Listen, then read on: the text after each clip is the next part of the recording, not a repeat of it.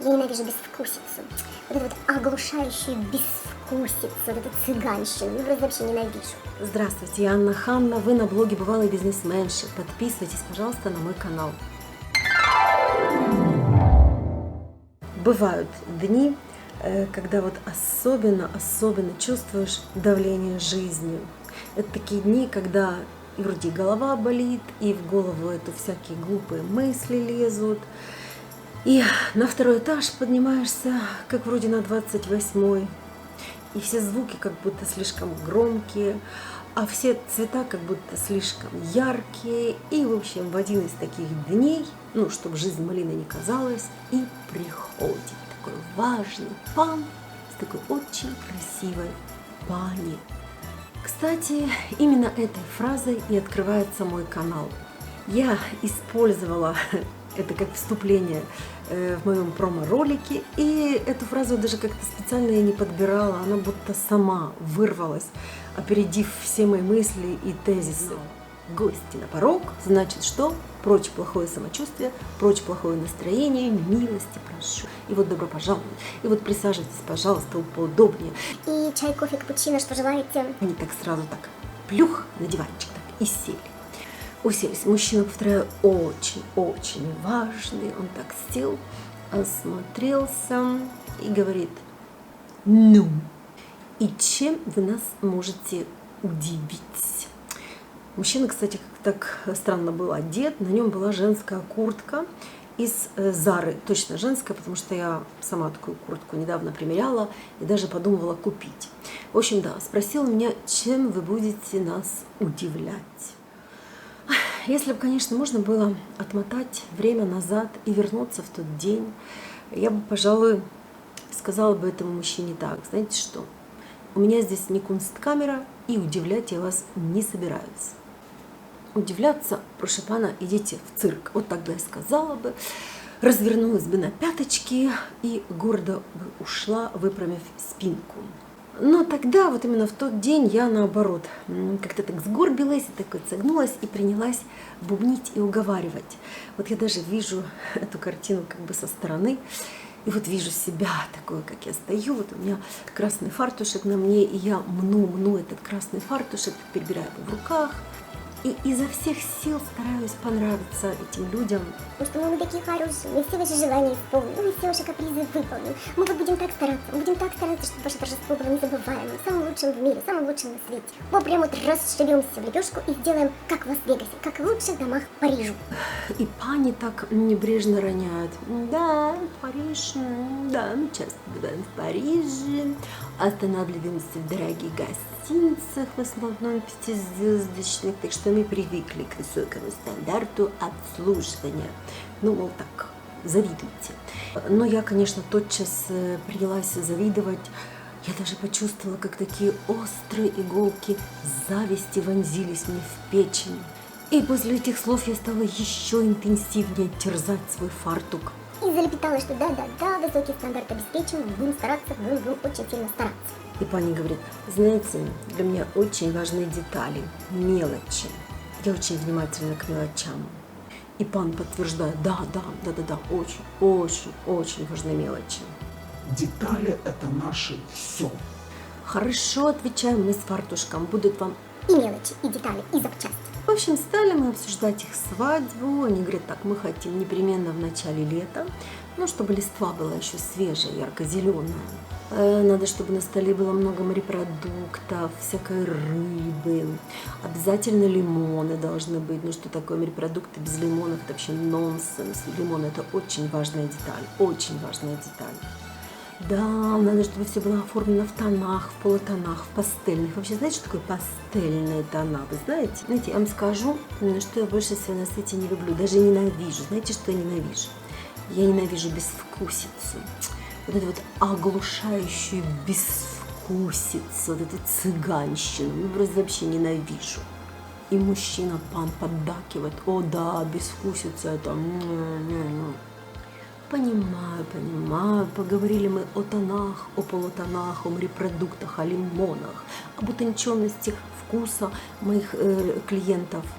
Ну вот, говорю, есть чудесная дата. Вот прям чудесная, как раз 14 июня. Мой день рождения, между прочим. Да, значит, предлагаю вам еще раз хорошенечко подумать, решить. Предлагаю походить по другим отелям, сравнить предложения. И если вам все подходит, пожалуйста, приезжайте снова, подпишем договор. Пан говорит, подождите, мы еще не все обсудили. Скидка, говорит. Скидка. Где наша скидка? Но вопрос меня очень сильно озадачил, потому что поводов для скидок никаких особо и нет. Сезон высокий, меню богатое. Не получается ли со скидкой? Не выйдет. Что не выйдет? Мы вам даем такие деньги. Вы что, даже ступить не хотите? Вот люблю эту формулировку. Мы вам даем такие деньги. Что значит даем? Вы платите нам, а не даете. За эти деньги вы получаете свадьбу. В общем, 10% скидки и тортик в подарок. Может, меня вас еще усыновить и удочерить? Нет, говорю, этот разговор, безусловно, имел бы смысл, если бы свадьба была, допустим, зимой. Пани из Парижа сказала, знаете что, у вас так никогда не будет клиентов. Короче, мне даже ответить на это было нечего. Я сидела как сова с замороженными глазами и просто наблюдала за происходящим. А пан сказал, послушайте, что вы, вот так проткнул меня пальцем, что вы все-таки конкретно готовы сделать, что вы готовы такого предложить, чтобы мы сделали свою единственную свадьбу именно у вас, в вашем отеле. И правда думаю, что на мостик встать, ламбаду станцевать. Короче, эта пара вела себя так, вот словно они такой драгоценный приз, такой ценный подарок, который совершенно несправедливо свалился мне на голову. И в конце пан говорит с такой угрозой в голосе, вы что, хотите, чтобы мы ушли к вашим конкурентам? Я чуть не ответила, да, хочу, потому что к этому моменту мне уже действительно прям-таки этого захотелось. Пошли бы вы к конкурентам, а? Или вот в Париже, может быть, вы сыграли бы свою свадьбу в привычных 5-звездочных стандартах. Короче, получилось у меня удивить эту пару. Удивила их тем, что не дала им скидку. Они удалились, а я сделала так, чур меня, забыла я о них. Но ненадолго они появились опять. Видимо, что-то у них там не срослось с моими конкурентами. И пани сказала, короче, мы решили, раз летом не получается, значит, тогда у нас будет свадьба зимой. Так вот, свадьба будет зимой на фоне белого снега, тем более у вас есть камин, нам это очень подходит. Я все продумала до мелочей. Я же вам говорила, что мелочи – это очень важно. Для меня мелочи – это все. Вот у меня в руках журнал «Торжество», «Урочистость». Вот тут фотографии зала с камином, нарядного зала, украшенного на свадьбу. Вот я хочу, чтобы у нас было так же. Это будет здорово. За окном будет потрескивать мороз, а в зале будет потрескивать огонь в камине, дрова, вернее, в камине будут потрескивать. И будет так тепло и уютно. Нате, вот посмотрите, в журнале какая должна быть идея и концепция. Дает она мне, короче, этот журнал, там действительно такая картинка с камином, с украшениями, и под этой картинкой, значит, вот такой вот приблизительно текст. Волшебство зимы, лаконичность и сдержанность, необыкновенное сверкание, белоснежная чистота, легкость и воздушность. Чего говорят? Кто, интересно, вот это вот пишет, а? Это в журнале «Воздушность». А на самом деле, какая, простите, к черту воздушность, когда в зал зайдут 80 человек, половина из которых, то бишь 40 человек, это мужики в пиджаках. И вы представляете, в этом зале топится, греется камин. Атмосфера будет никакая не теплая, не уютная, а наоборот душная и потная. Камин это совершенно невозможно. Взгляните, он такой огромный. Он производит очень, очень много тепла. Помилуйте, говорю, не делайте этого. А жених прям-таки возмутился. Зачем вы его поставили? Для красоты, что ли? Да, говорят, для красоты в том числе. Люди говорят, послушайте, сделайте отдельную фотосессию для себя, с атмосферой, там, с теплом, с уютом, с камином. А свадьба это массовое мероприятие. Здесь надо заботиться об удобстве гостей. Нет, сказала невеста, у меня будет камин. Идея свадьбы – это зимняя сказка, а я буду в образе снежной королевы. Да, мы вот тут вот поставим белые свечи с ароматом корицы, ванили, яблочного пирога. Вот тут в журнале написано, что камин – это символ домашнего очага. Вот так оно и будет, да. Вот тут я уже действительно готова была встать на мостик и сплясать ламбаду и сделать все, что угодно, лишь бы как-нибудь их отговорить, как-нибудь их переубедить. Но молодые люди твердо стояли на своем. У меня дергалась правая рука, когда я подписывала свадебный договор. Зимний договор со скидкой. С наступлением первых холодов молодые люди появились в ресторане проверить температуру помещения. Температура помещения была относительно нормальная. Да, дрова в камине горели. Но, говорю, послушайте, ну ведь народу-то сдульки нос в зале. И дров-то мы не подкидываем больше. И жених сказал нам, что дров жалко для нас, что ли. Не жалко, говорю, ничего мне для вас не жалко. Подняла лапки вверх и сказала, все, хорошо, сдаюсь. Пусть будет по-вашему.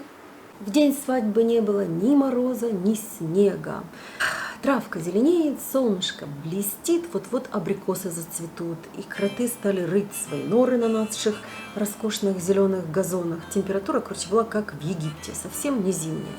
Я расставила, значит, эти свечи с ароматами, и все-таки, на всякий случай позвонила невесте. Говорит, слушайте, Точно, камин надо зажигать. точно, сказала невеста. Я говорю, а может быть, все-таки не надо? Надо, сказала невеста. И так мы сделали.